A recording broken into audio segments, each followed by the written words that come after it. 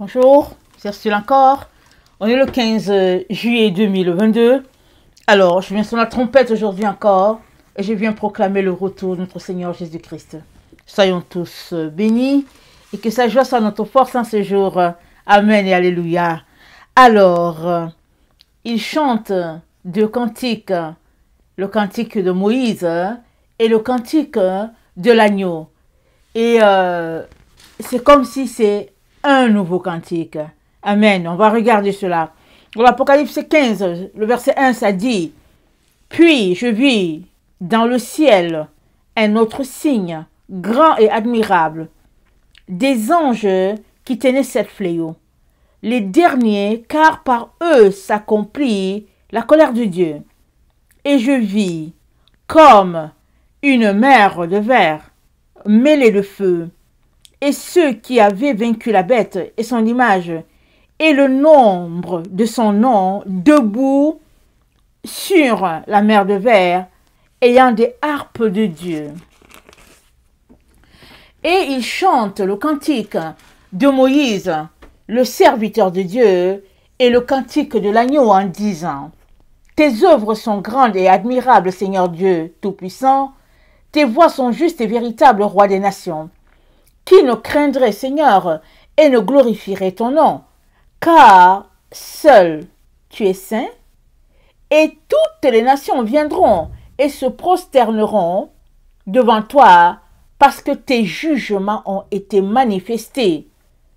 Après cela, je regardai, et le temple du tabernacle du témoignage fut ouvert dans le ciel, et les 7 anges qui tenaient les 7 fléaux sortirent du temple, revêtus d'un lin pur, éclatant et ayant des ceintures d'or autour de la poitrine. Et l'un des 4 êtres vivants donna aux 7 anges 7 coupes d'or, pleines de la colère de Dieu, qui vit au siècle des siècles. Et le temple fut rempli de fumée, à cause de la gloire de Dieu et de sa puissance. Et personne ne pouvait entrer dans le temple jusqu'à ce que les 7 fléaux des 7 anges fussent accomplis. Amen. Alors ici, on a au fait la photo de 7 anges qui tiennent la coupe afin d'exercer le jugement de Dieu sur la terre. Et on est informé d'une chose, c'est que tous ceux-là qui se retrouvent sur la mer de verre, ils ont ceci en particulier. Ils chantent le cantique de Moïse et ils chantent le cantique de l'agneau. On va regarder c'est quoi ces deux cantiques. Amen. Alors, la mer de verre, on va la voir ici dans Apocalypse 21. Là où il se... Attends, c'est Apocalypse 22. Apocalypse 22, c'est dit quoi? Attendez, donnez-moi une minute. Alors, dans Apocalypse 15, on dit: Je vis comme une mer de verre mêlée de feu. Et ceux qui avaient vaincu la bête et son image, et le nombre de son nom, debout sur la mer de verre, ayant les harpes de Dieu. Alors, dans Apocalypse 22, le verset 2, on dit: Au milieu de la place de la ville, et sur les 2 bords du fleuve, il y avait un arbre de vie produisant 12 fois les fruits, rendant son fruit chaque mois, et dont les feuilles servaient à la guérison des nations. Et, attendez. On dit au milieu de la place de la ville et des 2 bords. Et on dit, à cet endroit-là, à cette place-là, les gens venaient là, et il y avait l'arbre de vie qui était là, ils pouvaient manger le fruit pour pouvoir, au fait, guérir de tout ce qu'ils ont subi sur la terre. Donc, il y a un endroit désigné où finalement les gens se retrouvaient. Ceux-là qui ont combattu le combat, amen, contre les forces du mal, ils se retrouvent là pour se ressourcer, pour se restructurer au niveau de leur âme, de leur esprit et tout ça. Et la particularité qu'ils ont, c'est qu'ils chantent 2 cantiques. Ils chantent le cantique de Moïse, ils chantent le cantique de l'agneau. Alors le cantique de Moïse, c'est quoi? On sait que le cantique de Moïse, c'est les commandements de Dieu, n'est-ce pas? Parce que quand on chante quelque chose, c'est-à-dire chanter, c'est exprimer sa joie par rapport à une situation donnée. Alors, ceux-là, ils ont trouvé tout simplement que les commandements de l'Éternel par Moïse étaient quelque chose de mielleux pour eux. Ils le mangeaient, ils le mettaient en pratique, si bien que c'est devenu une chanson pour eux. Alors, vous savez que souvent on peut chanter les psaumes, on peut chanter les versets dans la Bible, et très souvent, les paroles chantées, les versets chantés sont ceux-là qui restent. Amen. Ils restent, ils sont ancrés. Plus on chante quelque chose, plus c'est impliqué, c'est imprégné en nous. Amen. C'est pourquoi, par exemple, c'est important d'apprendre à l'enfant à prier le Notre Père, à prier le credo de la foi, je crois en Dieu. C'est très très important ces choses-là, parce que ça fait désormais partie de nous. Et nous sommes informés qu'il y a un groupe là qui se retrouve sur la mer de Verre. Et ce que ce groupe-là a de particulier, c'est que ce groupe-là a réussi à dompter la bête et tout son système. Alors, ils sont là, à cet endroit-là, et ils chantent un cantique. C'est-à-dire, c'était des chansons qu'ils chantaient déjà sur la terre. Amen. Alors, comment le chantait-il? Est-ce que je suis l'Éternel ton Dieu, tu n'auras pas un autre Dieu devant ma face? Comment le chantait-il? On ne sait pas. Mais on est informé que les commandements de Dieu ou les règles de vie de l'Éternel à son peuple par Moïse étaient mis en pratique par ce groupe-là. Que ce soit au niveau de l'alimentation, que ce soit au niveau de l'habillement, peu importe, c'était un groupe qui mettait en pratique les commandements de Dieu donnés à Moïse. Et notre Dieu, il nous dit dans Malachie, amen, il nous dit dans Malachie 4, le verset 4, il nous dit, souvenez-vous de la loi de Moïse, mon serviteur. Il dit, souvenez-vous. Pourquoi Dieu dit-il ça? On pouvait dire, mais bon, voilà, c'est l'Ancien Testament, c'est passé, Jésus-Christ est venu, on n'a plus besoin de Moïse et tout. Mais Dieu nous dit, souvenez-vous. Souvenez-vous. Alors, il dit, souvenez-vous de la loi de Moïse, mon serviteur, Malachie 4, le verset 4, auquel j'ai prescrit en Horeb pour tout Israël des préceptes et des ordonnances. Il dit, c'est de ça qu'on doit se souvenir. Il a prescrit pour tout Israël des préceptes et des ordonnances. Par exemple, parmi ces préceptes et ordonnances, par exemple, on a que, au fait, tu ne dois pas mélanger deux espèces différentes. Par exemple, tu ne dois pas croiser, exemple, la poire avec le raisin, exemple. Ça fait partie des règles que Dieu a données.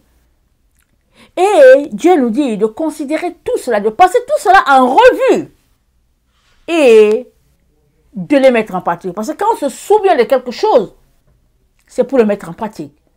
La parole de Dieu, elle est vivante pour quiconque le met en pratique. Mais si tu ne mets pas la parole de Dieu en pratique, tu n'as devant toi qu'un mur. Un mur qui est là et puis qui ne te répond pas. Et puis tu parles, tu n'entends que l'écho de ta propre voix. Mais à partir du moment où tu décides de mettre en pratique les préceptes de l'Éternel, c'est là que tu es changé.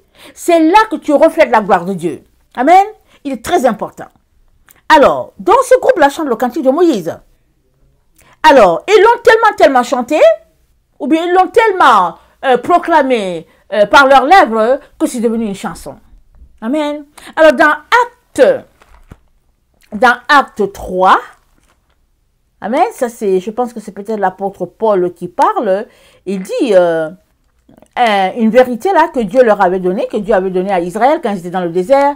Dans Acte 3, Dieu leur dit, le verset 22, il dit, le Seigneur votre Dieu, c'est Moïse qui le dit, vous suscitera d'entre vos frères un prophète comme moi. Vous l'écouterez dans tout ce qu'il vous dira. Vous l'écouterez. Et quiconque n'écoutera pas ce prophète sera exterminé du milieu du peuple. Waouh! Ça, c'est dans Actes des apôtres que les apôtres ont mentionné ça. Ok? Ils ont mentionné ça quand Jésus est venu, Jésus est parti, et puis la Pentecôte a eu lieu Alors, ils ont mentionné ça pour dire que oui, Dieu l'avait prophétisé.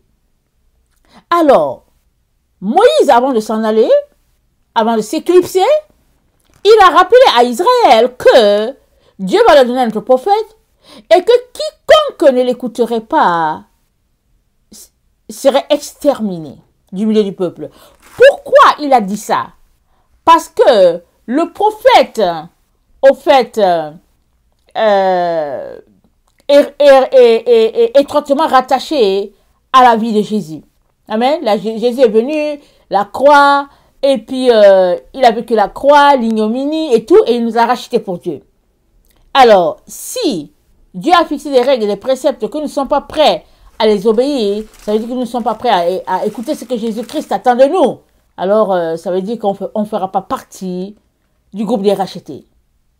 Alors, donc, il chante le cantique de Moïse, mais il chante aussi le cantique de l'agneau. Alors, c'est quoi le cantique de l'agneau? Ok? Le cantique de l'agneau, c'est étroitement lié à ce qu'on vient de dire. C'est dit que Dieu le suscitera d'entre les frères un prophète comme Moïse. Alors, le cantique de l'agneau, c'est ce qu'on est en train de voir dans les temps dans lesquels nous sommes. Pourquoi? Parce que Jésus-Christ, quand il est venu, il a ramené la balle au centre. Les pharisiens avaient privé Israël de toutes les lois, les règles qui étaient déjà établies par les anciens, les règles et les lois qui étaient déjà établies par, comment on appelle ça, les Enoch et tout. Et Jésus-Christ ramène ça au centre. Il leur dit qu'ils ont besoin de marcher selon les 3 sentiers que Dieu a déjà déterminés pour l'être humain. Le sentier des expériences des autres, le sentier de la sagesse, le sentier de la nature. Ils sont appelés à marcher par ce sentier-là pour avoir toute la vérité. Parce que ces 3 sentiers sont les sentiers de lumière. Alors,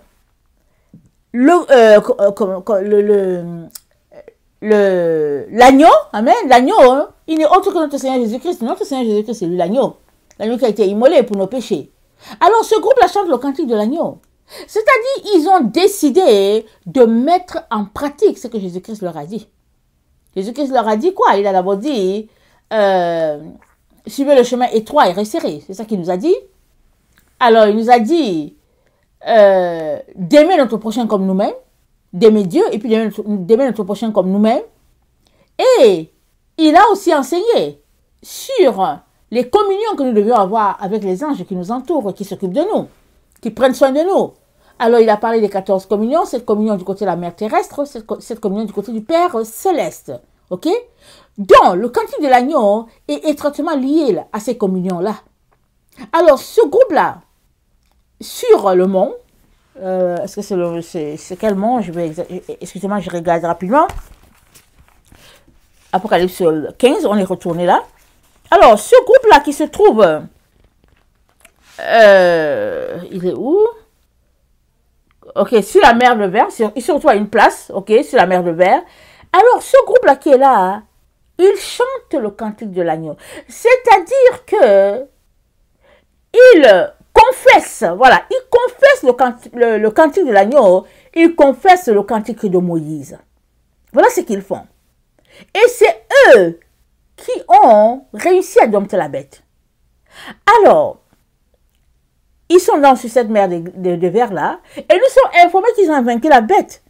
Mais c'est le même groupe encore qui se retrouve à la montagne de Sion. Alors regardez ce qui est dit d'eux. C'est dit, je regardais, et voici l'agneau se tenait sur la montagne de Sion. Et avec lui 144 000 personnes qui avaient son nom et le nom de son père écrit sur leur front. J'entendis du ciel une voix comme un bruit de grosses eaux, comme le bruit de grands tonnerres, et la voix que j'entendis était comme celle de joueurs de harpe jouant de leur harpe. Et ils chantent un cantique nouveau devant le trône et devant les 4 êtres vivants et les vieillards. Et personne ne pouvait apprendre le cantique si ce n'est les 144 000 qui avaient été rachetés la terre. Donc nous sommes informés que ce groupe-là chante un cantique nouveau. Mais pourquoi le cantique est nouveau? Parce que le cantique regroupe le cantique de l'agneau et le cantique de Moïse. Voilà pourquoi il est nouveau. Parce que, par exemple, si on prend notre génération, Nous, on ne connaît pas les règles des anciens. On ne les connaît pas. On a été privés. Nulle part on ne trouve ça. On a trouvé ça. Nulle part on nous a enseigné nous disant qu'il fallait observer les 14 communions. Entre vous et moi, vous le savez, on ne l'a pas. On n'a pas appris ça dans nos églises, n'est-ce pas? Alors, donc, le temps dans lequel nous sommes, nous, on est en train de l'apprendre. Et le cantique de Moïse, c'est écrit noir sur blanc, où Dieu demande à ses enfants, il nous demande de nous souvenir de la loi de Moïse. Il dit, à Moïse, il a prescrit des ordonnances et des préceptes. Il nous demande de nous souvenir de cela. Alors, quand on devient chrétien, on nous dit que nous avons reçu le salut, et nous sommes contents et tout. Et si quelqu'un nous prend par la main et puis nous dit de connaître les 10 commandements, ça c'est une bénédiction. Très souvent, on n'est pas... L'accent n'est pas par là. On nous dresse pour, par exemple, nous envoyer comme des missionnaires. On nous dresse pour pouvoir apporter nos dîmes et offrandes. Mais de là à observer la loi, on n'est pas formé pour cela. Et dans le temps de la fin, il y a un groupe qui est là, qui se retrouve à observer les préceptes enseignés par notre Seigneur Jésus-Christ et aussi ceux-là enseignés par Moïse. Tant il est vrai que les dieux viennent de la même source, tout vient de Dieu. Mais le groupe qui se réveille, qui se relève dans le temps dans lequel nous sommes, c'est le groupe qui décide qu'il va mettre en pratique tout ce que Dieu a dit, vaille que vaille. Si bien que, à la fin, là sur la montagne de Sion, ce groupe-là aura chanté et le cantique de Moïse et le cantique de l'agneau. Ok? Voilà pourquoi, là sur la montagne de Sion, on s'est dit que le cantique qui chante est nouveau. Le cantique qui chante regroupe et le cantique de l'agneau et le cantique de Moïse. Et Dieu s'attend à ce que tout un chacun, nous puissions connaître les chants du jour et les chants de la nuit. On en a déjà parlé. Connaître le chant du jour, c'est être en communion avec les anges de la mer terrestre. Connaître les chants de la nuit, c'est être en communion avec les anges du Père céleste. Et Dieu s'attend à ce que ce soit ainsi que nous puissions nous préparer à sa rencontre. On se prépare, on passe en revue les préceptes de l'Éternel, ses lois, tout ce qu'il a établi, qu'il a montré à son serviteur Moïse. Il s'attend à ce qu'on puisse les mettre en pratique. Pour la gloire de notre Dieu, bien sûr. Alors, le cantique est nouveau, comme je l'ai dit, parce que il n'y a pas des choses qui ont été négligées. Et Moïse et l'agneau sont là comme un seul groupe, amen, pour la gloire de notre Dieu. Et il est donc très important que, alors que Jésus-Christ n'est pas encore venu, qu'on puisse réaliser que on ne peut pas passer outre ce qu'il attend de nous. On est dans le temps d'extrême purification. Alors qui dit purification, dit une vie remplie de la gloire de Dieu. Parce que plus tu te purifies, moins il y a la saleté qui reste, et puis mieux tu t'approches de Dieu. Amen. Alors, je vais toujours revenir dans Malachie. Dans Malachie, excusez, je pense que c'est Malachie, peut-être 3, attendez.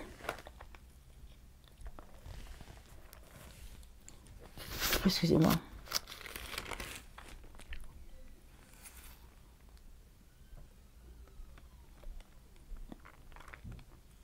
Alors, c'est dit ceci, c'est Dieu qui parle. Vos paroles sont rudes envers moi, l'Éternel. Et vous dites, qu'avons-nous dit contre toi? Vous avez dit, c'est en vain que on sert Dieu. Qu'avons-nous gagné à observer ses préceptes et à marcher avec tristesse? À cause de l'Éternel des armées. Maintenant, nous estimons heureux les hautains. Oui, les méchants prospèrent. Oui, ils tentent Dieu et ils échappent. Alors ceux qui craignent l'Éternel se parlèrent l'un à l'autre. L'Éternel fut attentif et il écouta. Un livre de souvenirs fut écrit devant lui. Pour ceux qui craignent l'Éternel, qui honorent son nom, ils seront à moi de l'Éternel des armées. Ils m'appartiendront au jour que je prépare. J'aurai compassion d'eux, comme un homme a compassion de ses fils et de ses filles. Et vous verrez à nouveau la différence entre le juste et le méchant. Celui qui sert Dieu, celui qui ne le sert pas. Donc vous verrez à nouveau la différence.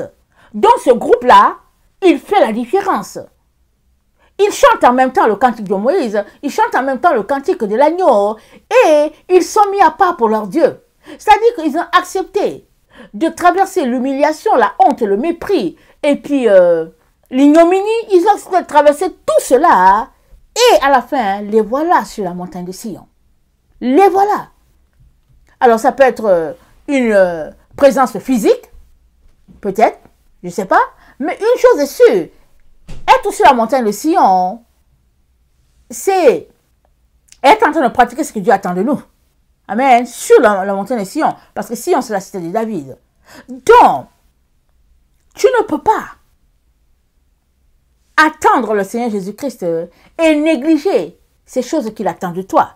Alors, il dit, vous verrez à nouveau la différence entre celui qui me craint et celui qui ne me craint pas, entre le juste et le méchant. Vous verrez. Si maintenant, c'est compliqué de voir la différence entre les gens, parce que tout est mélangé, et puis tout est fait pour qu'on soit dans le système du socialisme, tout, c'est-à-dire, tout est mélangé. Quand tu regardes quelqu'un, tu ne sais pas s'il est un homme ou une femme, si tu vas dans cette direction, c'est-à-dire que tout est méli-mélo. Mais Dieu dit, pour ceux-là qui honorent son nom à lui, il dit, il y a, au fait, un livre, voilà, un recueil qui va contenir leur nom, et ils appartiendront à l'Éternel. Parce que malgré le ballottement, les ballottés sont par-ci, par-là, malgré les choses rudes, malgré les choses difficiles, malgré les épreuves, ils ont tenu ferme. Ils ont tenu ferme afin de pouvoir avoir le repos devant leur Dieu. Il est donc très très important que toi et moi on comprenne que on a besoin de nous dissocier de tout ce qui est impur, de tout ce qui est souillé, de tout ce qui est injuste. On a besoin de se dissocier. Souvent, bon, on est gêné, et puis on a honte, et puis bon, voilà, et puis on ne sait pas quoi faire et tout. Mais il s'agit de vie ou de mort. Il s'agit de vie ou de mort. Il est important d'apprendre à couper tout ce qui est futile, à couper tout ce qui va drainer ton énergie. Et à la fin, te voilà séparé à tout jamais de Dieu. Il est très très important qu'on puisse faire le bilan, amen, et qu'on puisse laisser aller les futilités de la vie au profit de la gloire de Dieu. En tant qu'enfant de Dieu, et puis surtout enfant du XXIe siècle, surtout, comment on appelle ça, la disciple de l'église de Laodicée, on aime juste faire ce qui nous arrange. On aime servir le Seigneur souvent à 80%, souvent à 95%. On veut toujours garder un 5% pour nous. On veut toujours avoir l'œil sur nos bêtises. Mais le Seigneur dit, ils seront à moi. Ils seront à moi. Ce grand jour-là que je ne peux pas, ils m'appartiendront. Vous verrez la différence entre le juste et le méchant. Entre celui qui sert Dieu et celui qui ne le sert pas. Pourquoi insiste-t-il? Parce que ceux-là, ils ont choisi de faire la différence. C'est un groupe qui a dit, notre Dieu ne mérite pas qu'on puisse le mélanger avec les autres choses. Pour la gloire de mon Dieu, je me mets à l'écart. C'est un groupe qui s'est mis à l'écart. C'est un groupe qui a refusé de se mélanger à tout ce qui est souillé. C'est un groupe qui a subi la faim, le soleil, la pluie, la honte, l'humiliation, le mépris, le rejet. C'est un groupe qui a vécu des choses. Voilà ce que tu dois comprendre. Voilà pourquoi ils ont pu arriver à la montagne de Sion. Et puis, là, sur la montagne, ils chantent un cantique nouveau. En l'honneur de Dieu. Et c'est dit quoi? C'est dit que les autres ne pouvaient pas la prendre, que c'est eux seulement c'est juste les 144 000 qui connaissent le cantique, mais pas les autres. Mais cette précision-là, c'est justement parce que les 144 000 ont passé leur temps à développer leur communion envers les anges de la mer terrestre et puis les anges du Père Céleste. Et tous ceux-là qui ne seront pas retrouvés en train de pratiquer ces communions-là vont subir la colère de Dieu. C'est ça que l'ange de l'Apocalypse 10 est en train de dire. Il dit, excusez-moi, il dit, le verset 5 de l'Apocalypse 10, c'est dit, je voyais debout sur la mer et sur la terre. Attendez. Et l'ange que je voyais debout sur la mer et sur la terre leva sa main droite vers le ciel et jura par celui qui vit au siècle des siècles, qui a créé le ciel et les choses qui y sont, la terre et les choses qui y sont, la mer et les choses qui y sont, qu'il n'y aurait plus de temps. Mais qu'au jour de la voix du septième ange, quand il sonnerait de la trompette, le mystère de Dieu serait accompli comme il l'a annoncé à ses serviteurs les prophètes. Quand il sonnerait la trompette, le mystère de Dieu serait accompli. Mais quelle trompette sonnera-t-il? Apocalypse 11, le verset 15. C'est cet ange-là de l'Apocalypse 10 qui vient sonner la trompette ici. Apocalypse 11, le verset 15, c'est dit, le septième ange sonna la trompette et il eut dans le ciel des fortes voix qui disaient, le royaume du monde est remis à notre Seigneur et à son Christ, et il régnera au siècle des siècles. Et les 24 vieillards qui étaient assis devant le trône, qui étaient assis devant Dieu sur leur trône, se prosternèrent sur leur face et ils adorèrent Dieu, en disant, nous te rendons grâce, Seigneur Dieu Tout-Puissant, qui était de ce que tu as saisi ta grande puissance et pris possession de ton règne. Les nations se sont irritées et ta colère est venue. Et le temps est venu de juger les morts, de récompenser tes serviteurs, les prophètes, les saints et ceux qui craignent ton nom. Waouh! Le temps est venu de récompenser ceux qui craignent le nom de l'Éternel. Alors, il dit, les petits et les grands, et de détruire ceux qui détruisent la terre. Écoutez bien, détruire ceux qui détruisent la terre. Et ça, là, c'est pas quelque chose qui nous est inconnu. On sait comment aujourd'hui des forêts entières n'existent plus. On sait comment des écosystèmes ont été vraiment balayés en éclats. On sait comment des espèces d'animaux, de poissons, d'oiseaux, tout ça, ça n'existe plus à cause justement des abus de l'être humain. Et Dieu nous dit que quand l'ange d'Apocalypse 10 va se tenir pour sonner la trompette, c'est parce que le mystère de Dieu aurait déjà été accompli. Et on est proche. On est si proche. Ça peut arriver même aujourd'hui. Ça peut arriver aujourd'hui.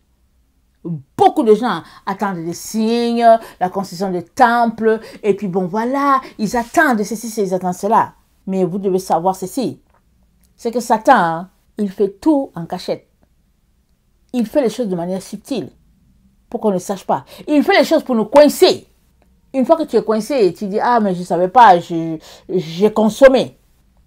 Je ne savais pas que c'était du poison, mais je l'ai consommé. Alors, il est très important, mon frère, ma soeur, il est très, très important qu'on puisse renoncer aux œuvres de ce monde, qu'on puisse être tourné vers notre Dieu et s'apprêter pour, justement, ces moments de la fin. Et notre Dieu nous donnera la force, amen, de tenir. Et il nous donnera la force de tenir et de faire ce que nous sommes appelés à faire en tant qu'enfants de Dieu. Alors, on dit, le temps est venu pour Dieu de récompenser ceux qui obéissent à sa parole et de détruire ceux qui détruisent la terre. Je prie que tu sois parmi ceux-là qui mettent en parole la parole de l'Éternel. Je prie que tu sois trouvé, non pas son ennemi, mais son ami ou bien son enfant. Je prie cela. Vraiment, parce qu'il y a beaucoup de fausseté sur la terre, il y a beaucoup de mensonges. Et puis Dieu dit quoi? Dieu dit, il dit une chose qui est frappante. Et puis, aujourd'hui qu'on est en plein dedans, tu regardes, tu dis, ouais, Seigneur, tu avais parlé. Il dit, dans 2 Thessaloniciens 2, le verset 11, il dit aussi, Dieu leur envoie une puissance d'égarement pour qu'ils croient aux mensonges, afin que tous ceux qui n'ont pas cru à la vérité, mais qui ont pris plaisir à l'injustice, soient condamnés. Soient condamnés. Es-tu de ceux-là qui prennent plaisir à l'injustice, qui couvrent les coupables, qui sait que ce que l'autre personne fait n'est pas bien, mais tu ne dis rien, tu couvres. Tu es quelqu'un qui ne prend pas à l'injustice. Et malheureusement, le Seigneur a déjà donné le procès de tout cela qui ne prennent pas soin de l'injustice, qui ne prennent pas soin de la gloire de Dieu. Tous ceux-là qui mettent Dieu à dos, qui refusent de faire ce que Dieu leur demande, Dieu va régler leur cas. Et ils seront séparés. Et ce n'est pas ça que Dieu veut pour nous. Alors, il nous avertit. Alors, il nous interpelle. Et ici, il nous présente un groupe qui chante un cantique, celui de Moïse et de l'agneau. Et le même groupe, sur la montagne de Sion, chante un cantique nouveau. Et c'est le regroupement des deux. Le cantique de Moïse, le cantique de l'agneau. Et tout un chacun nous sommes appelés à chanter comme eux, afin d'être rachetés de la terre. Alors, est-ce que le chiffre est 144 000 piles ou bien 144 000 pleins? Je ne sais pas. Je me dis certainement que c'est plus que cela, parce que les 144 000 sont des têtes. Mais on doit comprendre que il est temps de se débarrasser des mensonges, des péchés, de la vaine manière de vivre de ce monde. Il est temps de se débarrasser de tout cela, de se repentir et de mener une vie qui plaise à Dieu jusqu'à ce que notre Seigneur Jésus-Christ se manifeste à l'humanité. Amen. Soyez bénis et que sa grâce vous comble et qu'il nous donne à tous de désirer plus que tout de pratiquer nos 14 communions afin d'être en parfaite harmonie avec Dieu, afin afin de lui être agréable, d'être en parfaite harmonie avec Dieu et surtout afin d'être prêt. Amen. Que le Seigneur bénisse sa parole. Je vous aime beaucoup et Dieu davantage. Maranatha, Jésus revient. Amen et amen. Soyez bénis. Alléluia.